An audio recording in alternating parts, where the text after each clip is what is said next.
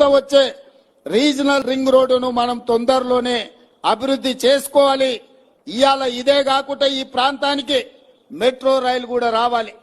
అందుకే నూతనంగా మెట్రో రైలు ప్రతిపాదనలు ఉప్పల్ నుంచి ఎల్బీ నగర్ నుంచి హయత్ నగర్ వరకు ఇవాళ మెట్రో రైలు వేయడానికి మన ప్రభుత్వం నిర్ణయం తీసుకున్న తొందరలోనే మన హయత్ నగర్ కు మెట్రో రాబోతున్నది.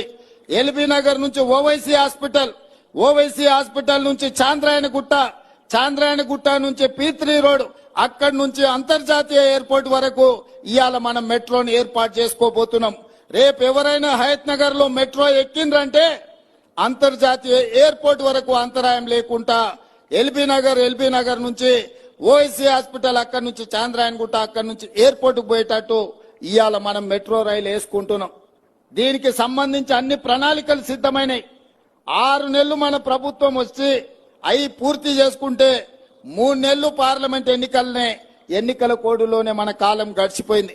నిన్న మొన్ననే ఎన్నికలు ముగిసినాయి. ఇప్పుడే పరిపాలన మీద దృష్టి పెట్టినాం. ప్రణాళికబద్ధంగా అభివృద్ధి చేసుకోవాలి. అదే విధంగా మహేశ్వరం ప్రాంతంలో ఏదైతే 25,000 ఎకరాల భూసేకరణ జరిగిందో మొత్తం ఐటీ ఫార్మా కంపెనీలు పెడితే మన ప్రాంతం అంతా కలుషితం అవుతుందన్న ఆలోచనతోని